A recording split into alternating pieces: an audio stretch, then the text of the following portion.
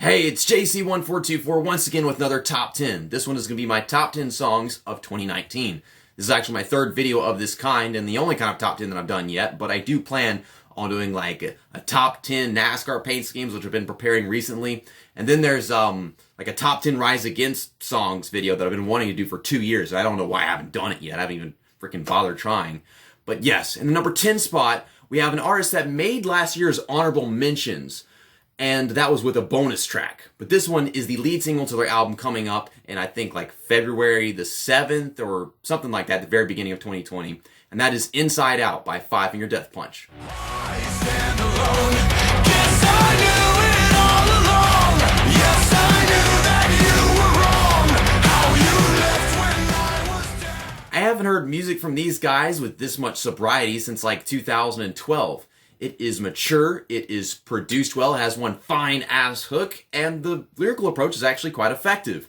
It gets you through abandonment strongly, and it takes the high road and stuff like that. It's basically just the point of the song. I mean, I feel like there's a lot of Five Finger Death Punch songs that are like that, but this one, I don't think I've ever heard one that's done it this well in a long time. And then there's just so much more to it. It's got a solid solo, and the bridge is very dynamic, and it's actually got a nice string section.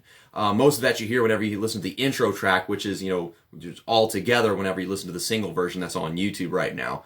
But yeah, that's number 10, Inside Out by Five Finger Death Punch. In the number 9 spot, we have an artist that actually made last year's list with their album. And this one is a bonus track from that album that I was blown away by. I don't understand why it wasn't on the album aside from just to make top 10 lists and shit. But it's Chemicals by Halestorm. Tell me something's wrong, but you bleed like me, and you breathe like me. Yeah, you hurt like me. There is a reason, a struggle, an anxiety, and a heart within anyone that you ever hold anything against. And this song just tries to send the message that we should all think twice. Now, what really cuts deep for me is Lzzy Hale's coarse and passionate singing voice. It is one of the most notable in the entire hard rock history. I know there was some other female vocalists from like the 80s or the 90s, but I mean, she just freaking sets the bar, that Lzzy Hale over here. This song comes from a really dark, eerie groove, and it transitions into a very harmonized chorus. And the bridge, it really creates this suspenseful balance. Now, in the number 8 spot, we have an artist that always releases a lead single, and it's one of my favorite songs of the year. This is their third album that they came out with, and this is Starset with their lead single, Manifest.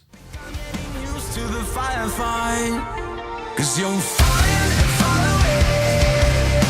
As long as it makes you bad. A love song crammed with pain, fear, anger, and one beckoning melody. This actually would happen to be their most metal lead single to date, if you ask me. Also their most electronic. They've been constantly evolving, and I think this one sticks out the most. In a good way.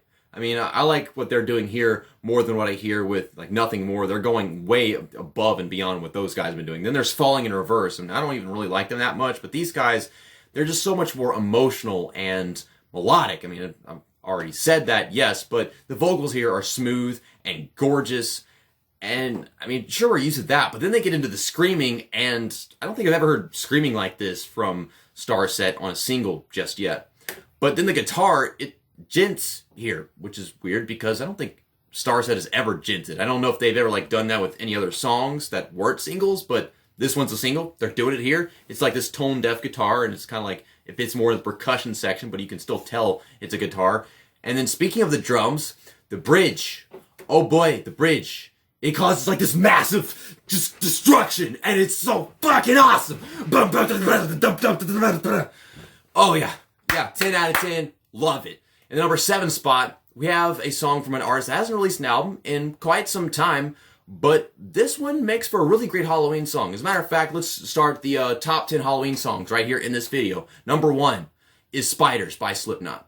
Everyone's a little bitter all of the time. The spiders coming side by side, 2 by 2 and 9 by 9. This 7/4 time track is just a little bit better with its intro, which is titled What's Next. The percussion on this song is so spooky, and it's just fantastic. But to make it even better, as if it's already confusing how they managed to make percussion spooky, they add all these effects, and it's like zooming in on the drums, and then reverse, and then phasing, and whoosh-de-doo-shoo-shoo-doo. It's brilliant. I can't describe it. I listened to it, and I'm just like, what the hell's happening? I love it, but I don't even know what's happening. The piano in here is just cute and creepy. The guitar and bass have this perfect groovy feel to it. And the song has this motive of dark thoughts like going in and out of your head. And that's kind of like the whole spiders thing. And I mean, I think this is very experimental in Slipknot's case. And we've probably had like other songs that go in the direction that's not so freaking metal and death. But this one, and it still has the same feeling, but it's like much slower and calm. And except it gets me more anxious than any other song by them because I'm so used to everything else that they do. In the number 6 spot, we have a song from an artist that I've been waiting for another album from for a long time, and this was such a great single. It stands out above everything on the album, even though it's got a very similar sound, and that is This August Day by Saint Asonia.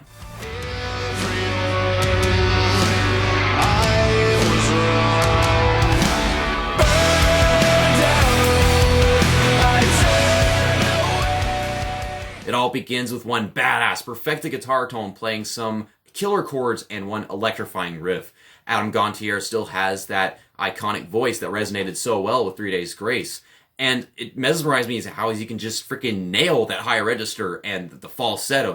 It's like breaking boundaries and not having a problem with it. It's like his voice just really hasn't changed that much over time, but it's just so recognizable. I mean, you hear this voice and it's like, oh, that's 3 Days Grace, but nope, things just freaking switched. And, I mean, the music is just so fantastic with this guy. This song, it describes this permanent feeling that's left with you on a very terrible moment in your life. It's like, once that moment happened, like, everything's just been different. You just always have that feeling there, and you're just fighting to get away from it with everything that you do. And I understand that because of something that happened to me this year. And it's not the same kind of thing that happened to him. I'm sure his might be worse, or maybe it's not as bad, but it just changes everything. And I really understand it. It's a very special song, and this one's going to be with me for a very long time. In the number 5 spot, we have a song from an artist that was huge in the early 90s. This is like how far back that they go. And here they are, they released music this year, and I'm sure they're very, very old, and they're playing a genre of music that you figure old people couldn't do right. But we have Passionate by the Backstreet Boys.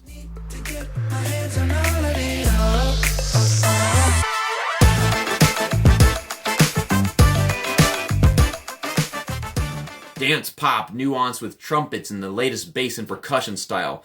These guys have been singing for like 20 years, and it is oblivious to me as how they can still have such smooth singing voices. But this song, it just feels so damn good. Like, I can dance to the song even though it's not like dance rock. I mean, every now and then I find that perfect kind of pop song with all the extra stuff. This one's kind of southern, and it's just funny how dirty it is because it's like, I know the feeling a bit. Like, I'm just one of those people. I'm young, high sex drive, and yeah, I know what they're talking about here. So I can dig it. Maybe some of you guys can too. I don't freaking know. But don't judge me. My girlfriend loves this song. I mean, she loves Bad Girlfriend by Theory of a Dead Man too. Probably a lot more, but still, I mean, at least my girlfriend's on board. At number 4, we have an artist that's been around, I think, since like the early 2000s, and they started getting some hits in like the mid 2000s, and I know them from like NASCAR 09 and then like a FIFA 11 or something like that. And every now and then they have like a hit song in a movie or something. But it's the Black Keys with the very first song on their album they released this year, and that is Shine a Little Light.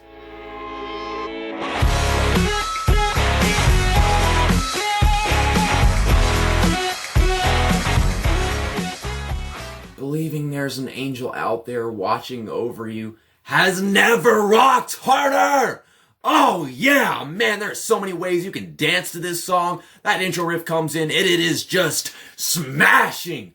Oof! Oof! Yeah! Oh god, I love that thing. That's the best riff all freaking year, man. Like, Garrett and damn T it. The verses on this are just so chill, and the chorus comes in, and it is fine as wine. And I think other than Harry Styles, there is no other artist topping the charts that uses their voice like this.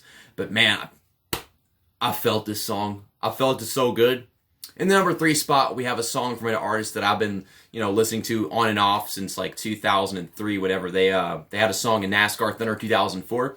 They're a reggae rock artist. Now they're experimenting with pop, and they're doing it right for the most part. But this song, it's so galactic and it's awesome. It's Don't You Worry by 311. Don't you worry, I'll cover your tracks. Help you see beyond the black. Don't you worry. My favorite song from what I would consider to be one of the best albums in their entire discography. It's definitely my favorite for sure after listening to it so many times, but This song, it has such exquisite progression as it goes from suspenseful strings building up all the way till the end with the beautiful guitar solo. All the spacious sound effects and tender vocal deliveries on the way. It's just such a great trip. The lyricism here is friendly and reassuring. That's the best way to describe it. It's ultimate relaxation. And I know those two words probably don't go together, but you get my point. In the number 2 spot, we have a song by an artist that we all knew was going to be on this list anyway, somewhere at the top. Surprisingly, at the number 2 spot. So now everyone's wondering, well, okay, what the hell's at number 1, right? At number 2, it's Tool with their song Invincible.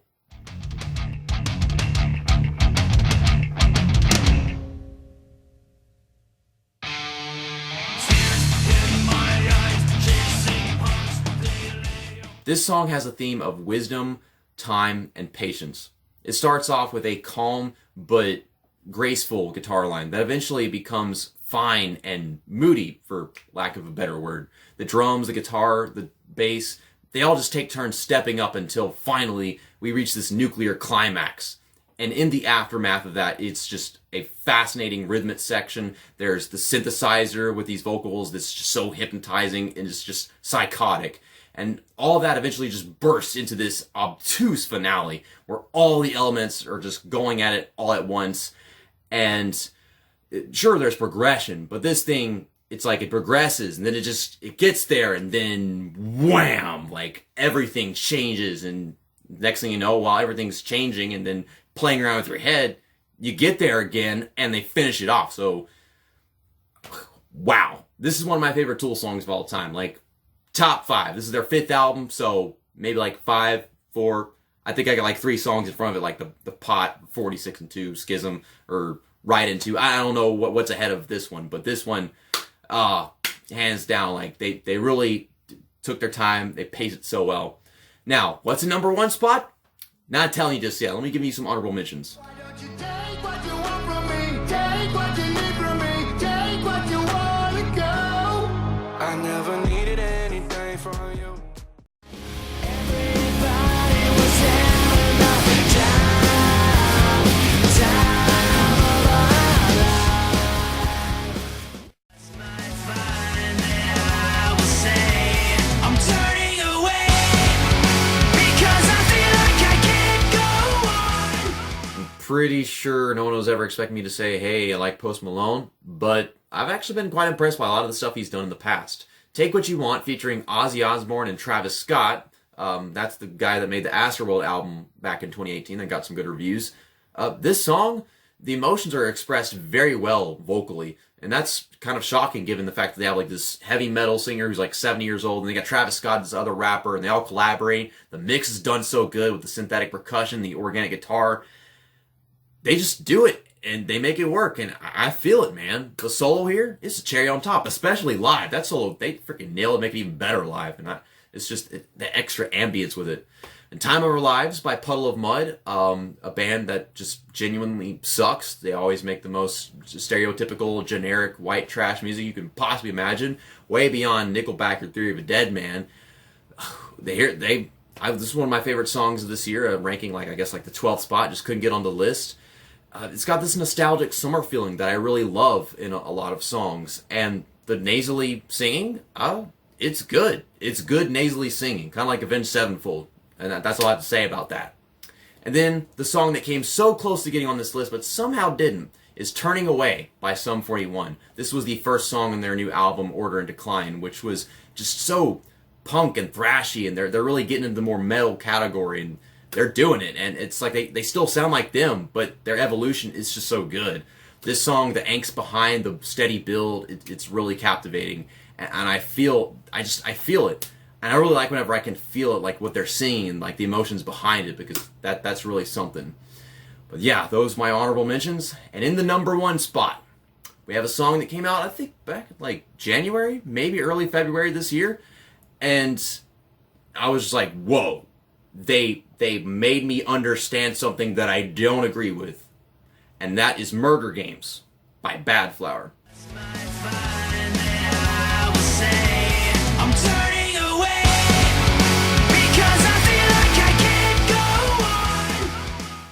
These these guys put the mass violating and killing of animals into perspective like no other that I have ever heard before in my life. This artist put so much psychotic attitude and dynamic and sonically obliterating energy into the development of this track. And it has that proper anger while also being sarcastic with the feeling of, well, it is what it is, and it's passively aggressive, but then you feel that aggression come crashing in. Ugh.